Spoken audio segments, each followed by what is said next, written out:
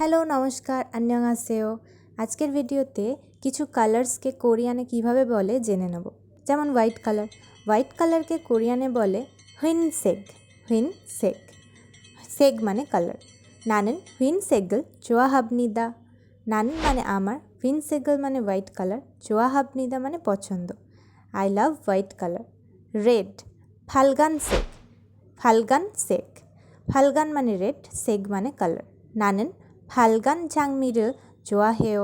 নানেন মানে আমার, ফালগান মানে রেড, 장미를 মানে রোজ, আর 좋아해요 মানে পছন্দ। I love red roses. 녹색 green কালারকে বলা হয় 녹색। 나는 녹색을 좋아합니다। 나는 녹색을 좋아합니다। ইয়েলো কালারকে কোরিয়ানে বলে 노란색। 나는 노란색을 좋아한다। 나는 노란색을 좋아한다। ব্ল্যাক কালারকে কোরিয়ানে বলে 검정색। 나는 검정색을 좋아한다। 나는 검정색을 좋아한다। Blue colour 파란색। 나는 파란색을 좋아한다। 나는 파란색을 좋아한다। 핑크 colour 분홍색। 핑크 colour 나는 분홍색을 좋아한다। 나는 핑크색을 좋아한다।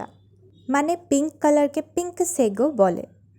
Purple colour 보라색। Purple colour BTSের colour. 나는 보라색을 좋아한다। I love purple color। 나는 보라색을 좋아한다। Orange কালারকে কোরিয়ানে বলে 주황색। Orange colour. 주황색은 나의 행운의 색이다। 주황색은 অরেঞ্জ, 나의 মানে আমার, 행운이 মানে লাকি, 색이다 মানে কালার। অরেঞ্জ আমার লাকি কালার। Sky colour 하늘색। 나는 하늘색을 좋아한다। 나는 하늘색을 좋아한다। তো বন্ধুরা, বিটিএসের এতগুলো আউটফিটের মধ্যে তোমাদের কোন কালারটা সবথেকে বেশি পছন্দ হয়েছে সেটা কমেন্টে জানাতে পারো।